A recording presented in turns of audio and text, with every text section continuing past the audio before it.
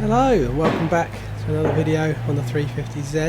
This is actually the first video I took of doing any maintenance on this car, and it's a couple of years old now and I've only just got around to editing it. And I've taken the car down to my local garage, ITS, who are a Toyota specialist. They deal with all sorts of servicing on all makes and models as well. I always take my cars there and my van for any of the jobs that I can't do on the driveway at home. Brilliant garage, really helpful, and John was kind enough to let me get involved with this job and do some of the work myself. So I'm just removing the bolts that hold the gear stick assembly to the gearbox itself before we put the car up in the air. This is actually the second time we've done this job in 3 days because there's a fault with the flywheel that was supplied initially. The way we identified this was after we'd done all the work, we replaced the clutch and everything once. We were having a trouble starting the engine and it was throwing up a crank position sensor fault. So as a matter of caution, we changed the crank position sensor just to see maybe we damaged it, taking it out of the gearbox the first time round, but that didn't resolve the issue. So the only other potential problem could have been the flywheel itself. So we removed an inspection cover and found what we thought to be probably the cause of the fault, and the only way to prove that was to fit a new flywheel. So I contacted the suppliers, Tarmac Sports. They were very understanding, sent out a new flywheel, a replacement flywheel, different brand, and this is the one that you'll see going in today. So I'll explain a little bit later what was wrong with the initial flywheel shortly. But you can see now I've had to remove the centre section of the exhaust, and John's just undoing the bolts for the prop shaft here. You've got to be careful with the use of a sheet to pad it out, to get it out of the car, because they're carbon fibre. You want to be careful with those. There's a little bolt there that holds the gear linkage onto the box itself, and then we can set about taking the gearbox out. So while we're in there, we changed the gearbox oil, the diff oil, slave cylinder and all the clutch fluid. We put a new pilot bearing in, a new clutch release bearing. It's everything inside there got changed. So some of that was done the first time around, which I didn't film. I just filmed this, for documenting the job being done as much as anything, in case there was any issues with the manufacturer not wanting to take responsibility for the part that they'd actually made a mistake with.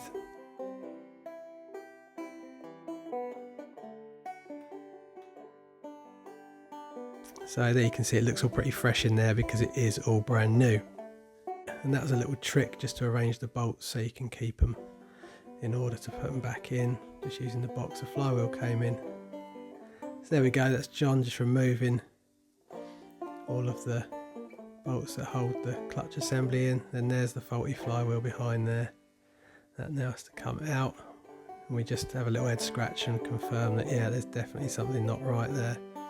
There's the pilot bearing, that's the new one that's installed. We actually used a thing called the bread trick to get it out. That was an advice from Bob at Tarmac Sports, really knowledgeable on these cars, and I was surprised how effective it was using some bread to remove that without doing any damage to anything.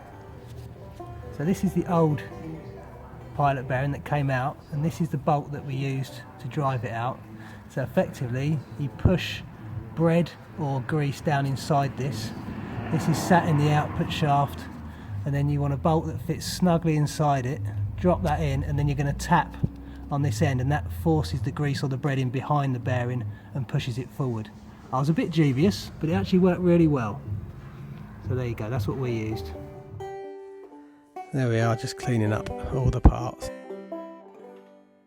There's the new flywheel that's going to go in. It's actually a solid lighter flywheel. Originally these cars are fitted with a dual mass flywheel, which is really heavy and feels a little bit kind of clunky and spongy. It makes the engine over rev a little bit, so this one's about 5 kilos lighter, and it really improved the throttle response and the engagement. There's a slight price to pay.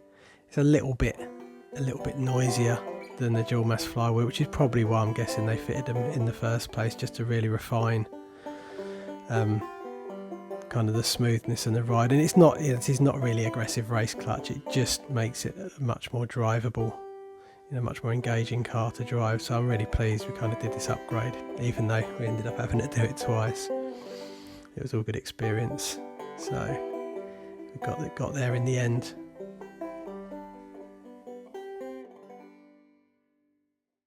So we've just got the The friction material of the clutch and the actual plate itself all bolted up with the alignment tool.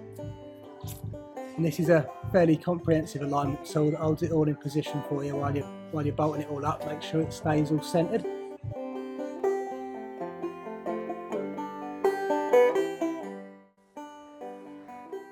So there it all goes back in. Obviously everything in here has to be torqued to spec, so I'll let John deal with that with his fancy torque wrench. It has to be done up in stages just to make sure it's all pulling down nice and flush.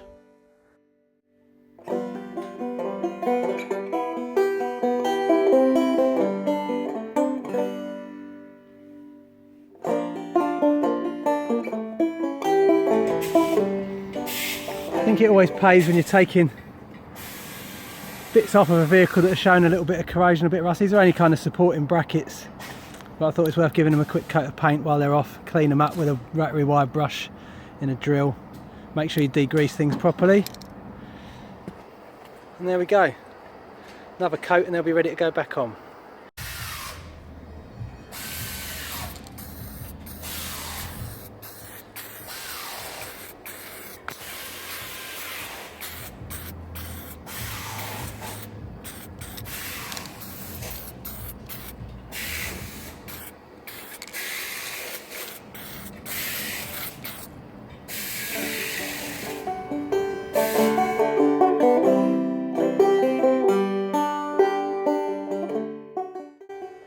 So now it's just basically a reverse of removal to refit everything. No real dramas.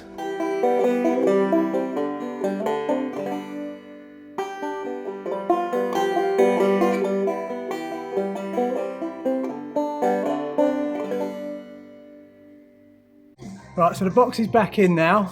What's important is to get this electrical connection on at the top here, while this box is still dropped down at the back. It's still supported by the jack here, which is giving us an angle so we can get in and see the top bolt holes.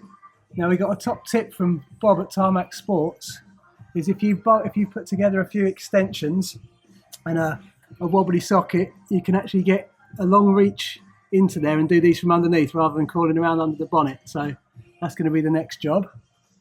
So I've got the bolts ready there to go, and obviously there's the long wobbly extension on the floor there that'll be helping us reach up into there.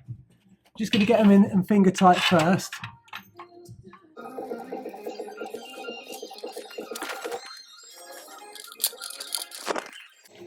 On this particular gearbox, it's worth mentioning it's not the same on all of them apparently.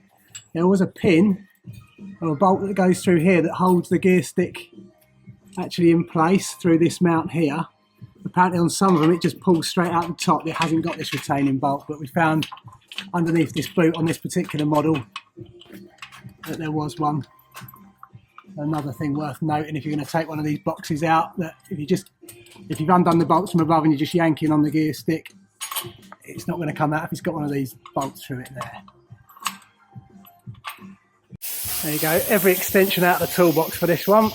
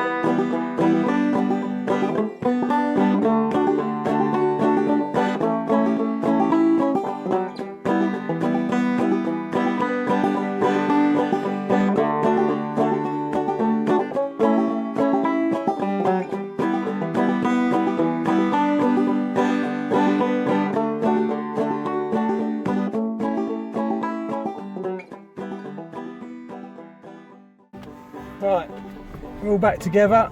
We've got a half decent clutch pedal. Moment of truth on the firing now.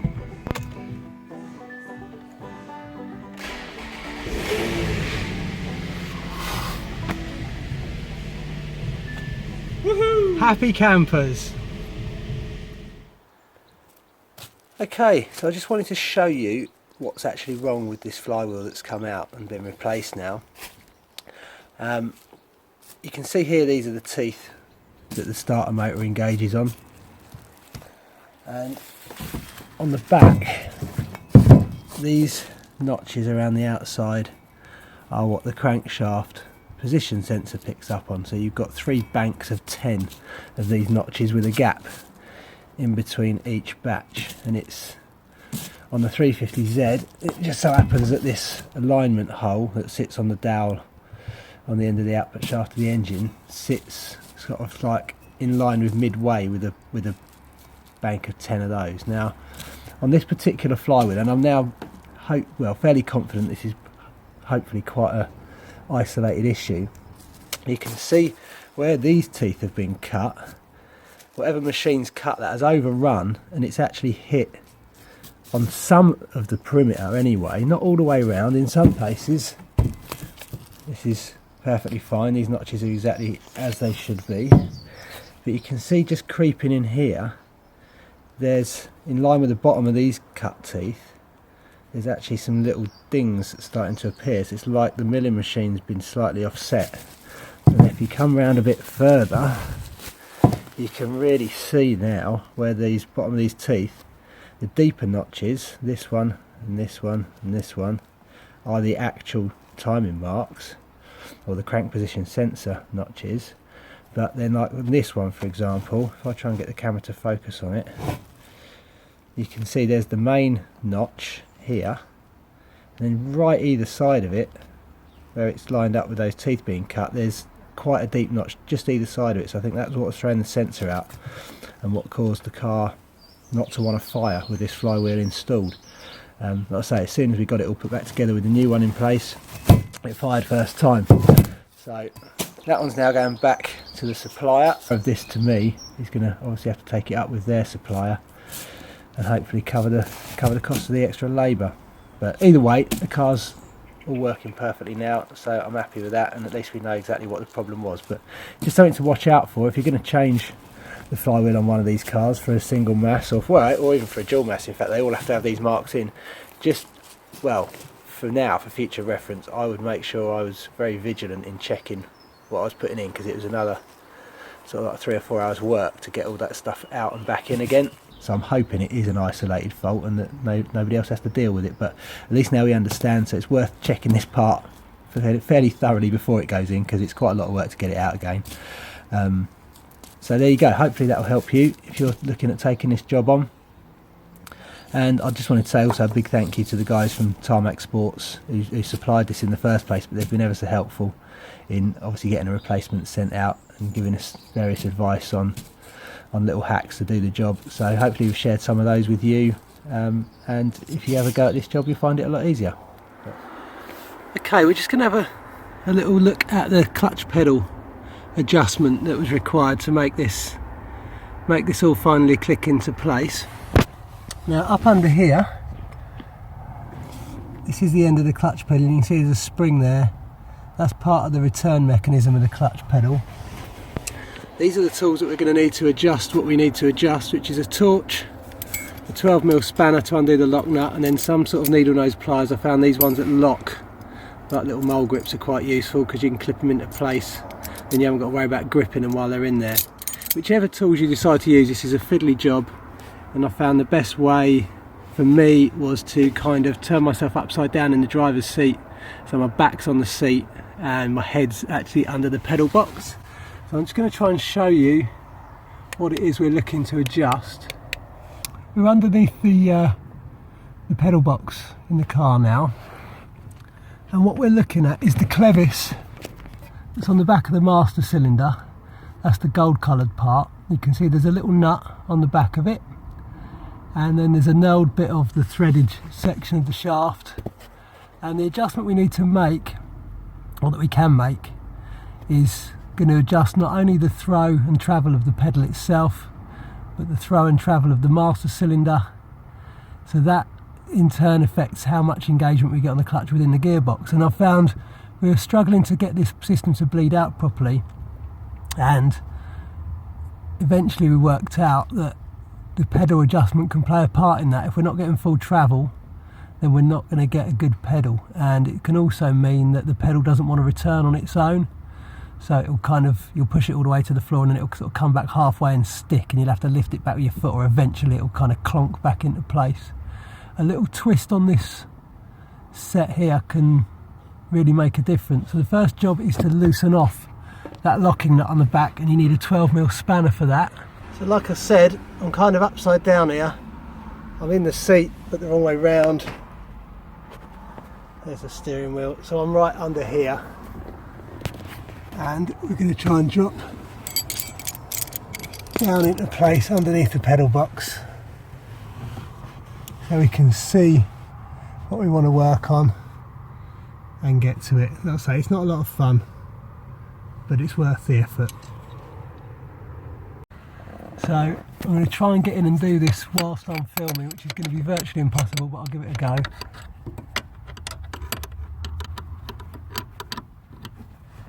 So we need to get onto that nut any way we can with a 12mm spanner.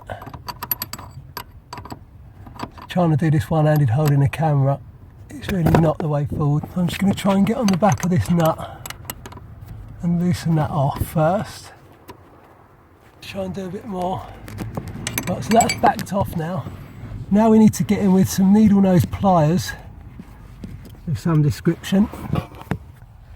Right, so this is to try and show you the kind of adjustment that we can get. Hopefully that'll balance there, right. So when you've got your pliers in place, you've literally got this kind of range of movement, which isn't a lot. Not even quarter of a turn, probably more like an eighth in fact, but it doesn't take a huge amount of adjustment to do this. So as long as you can get on there and make that, then you've obviously got to release the pliers, come back and do it again until you get the required adjustment. Then when you've got the adjustment that you're happy with, obviously lock that nut back up so it doesn't start adjusting itself through vibrations and stuff. But yeah, that's what you want to do, is get onto that nailed section of the shaft, give yourself a little bit of room to wiggle these around, and that's the kind of travel you've got with the pliers, depending on what you're using. So if we wind it so that there's more thread showing through the clevis, at the moment there's no thread showing. Factory set, you're probably going to have a couple of threads showing. Now, the more threads showing, the shorter the throw of the pedal, the shorter the throw of the master cylinder, which effectively means the lower the biting point, it'll be closer to the floor. If we wind it out, which I've had to do on this one, so there's virtually no threads showing past the clevis itself, that actually raises the pedal up a bit more and means the biting point comes off the floor a bit. So when you fitted a brand new clutch, you might find that the biting point's really, really low. And in this case, it was so far on the floor, there was virtually no lift on the pedal before the clutch was starting to engage. So it was just too sensitive, and also the pedal wasn't coming all the way back. Now, after a fair bit of bleeding, thinking we still had air in the system, we worked out that actually this adjustment made a huge amount of difference in terms of the pedal coming all the way back, and also in the way the clutch was engaging and disengaging. So it's definitely worth trying this. Just be careful you don't wind this all the way out so that it falls out the back of the clevis, because I think it'd be incredibly difficult to get it back in without taking the pedal box out entirely. But it's easy enough. It's fiddly and it's awkward to get in, but it's easy enough to make this adjustment. I've found the best way is to kind of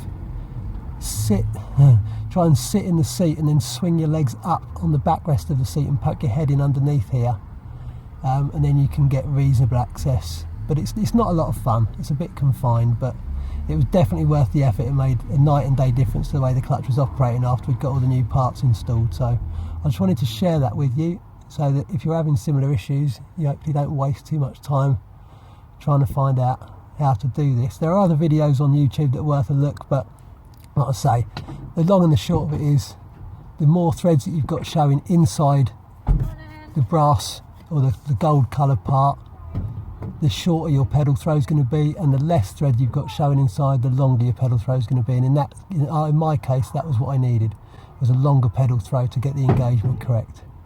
So I'm going to get on and just nip that nut back up now, but hopefully that's given you a little bit of an insight. And I'm just going to come out with the camera now so you can see where we are. So there is the pedal box, and we're right up underneath, under the dash there.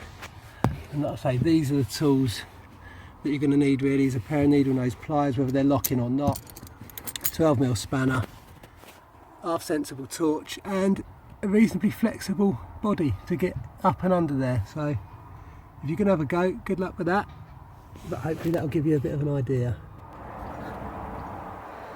Okay, so these are the new accessory belts, auxiliary drive belts, and the new lightweight pulleys.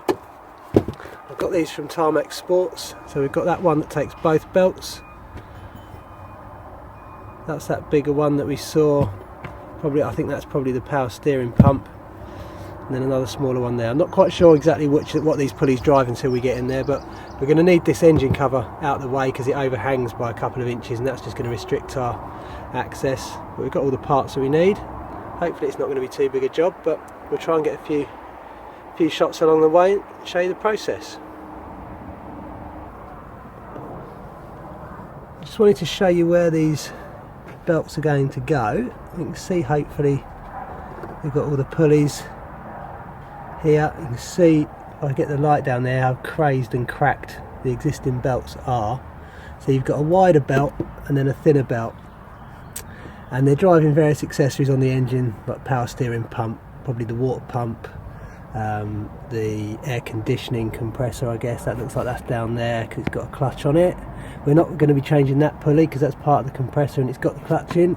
See if I get some light in there, see how crazed and cracked the ribs on those belts are. So we've noticed that and thought, well, while we're giving this car a nice bit of attention, we shall change these belts, and we've got the nice lightweight pulleys to go with it. There's three lightweight pulleys in the set. One of them's going to be this little one right down here. I think one's going to be this big one here, and then the other one is going to be this big one that takes both belts. So this is the pulley that's given us the most problems. So I'm going to get in there with a bit of spray.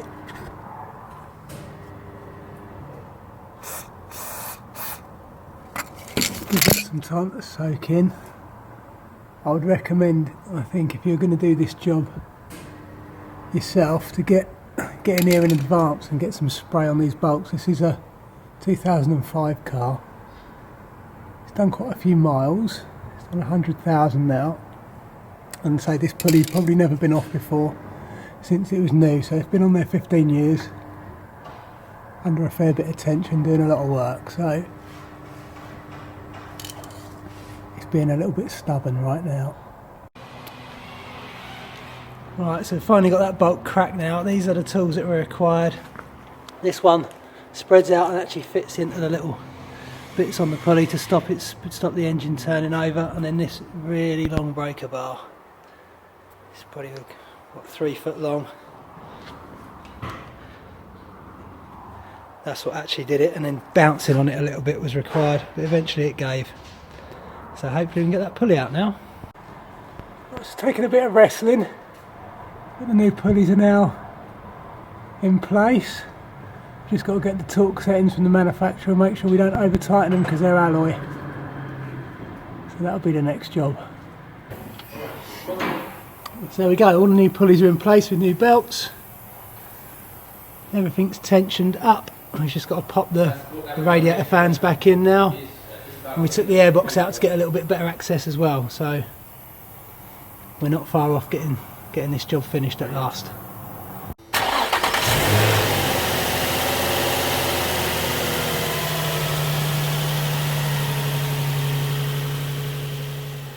Thanks for watching. See you again soon.